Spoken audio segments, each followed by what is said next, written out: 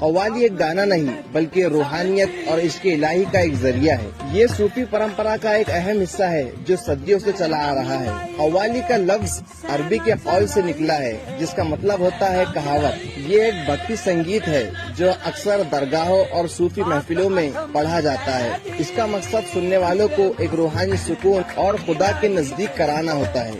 اب آپ یہ سوچیں گے کہ قوالی کیوں پڑھی جاتی ہے؟ اس کے پیچھے کئی مقصد ہوتے ہیں جیسے ذکر الہی، اللہ کی تعریف اور اس کی یاد کرنا، اس کے رسول حضور محمد مصطفیٰ صلی اللہ تعالی علیہ وآلہ وسلم کی شان میں نعت پڑھنے کے لیے۔ وجد صوفیزم میں مانا جاتا ہے کہ سنگیت اور شاعری کے ذریعے انسان ایک ایسی حالت میں پہنچ جاتا ہے جہاں وہ دنیا کو بھول کر صرف اپنے خالق اللہ سے جڑ جاتا ہے۔ تبلیغ پیغام: پرانے زمانے میں صوفی سنتوں نے عام لوگوں تک اسلام اور امن کا پیغام پہنچانے کے لیے قوالی کو ایک ذریعہ بنایا تھا، کیونکہ سنگیت لوگوں کے دلوں کو جلدی چھو لیتا ہے۔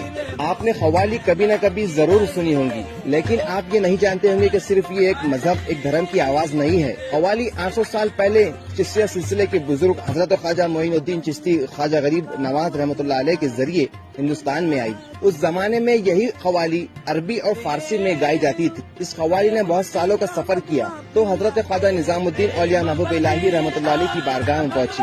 وہاں پر اس کی ملاقات حضرت خواجہ امیر خسرو رحمۃ اللہ علیہ سے ہوئی۔ جب حضرت امیر خسرو کی وجہ سے اس قوالی کو برج زبان میں، ہندوی زبان میں اور ادبی زبان میں گانے جانے لگا، حضرت امیر خسرو نے الگ الگ اوکیشن کے لیے الگ الگ گیت بنائے۔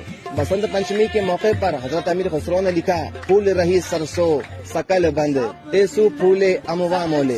حضرت امیر خسرو کی دین آج ہندوستان میں الگ الگ خانقاہوں میں الگ الگ انداز میں قوالی پڑھی جاتی ہے۔ جب یہ قوالی شروع ہوئی تو اس زمانے میں اس قوالی میں بانسری یوز کی جاتی تھی، لیکن آج کے دور میں اس میں ہارمونیم بھی جڑ گیا۔ جو مین قوال ہوتا ہے وہ ہارمونیم لے کر بیٹھتا ہے اور جو پیچھے اس کے ساتھ ہوتے ہیں وہ طبلہ لے کر بیٹھتے ہیں، اور جب یہ طبلہ اور ہارمونیم کی آواز جڑتی ہے تو یہ خوبصورت آواز بن جاتی ہے جو دلوں میں روحانیت اور ایک الگ چھاپ چھوڑ دیتی ہے۔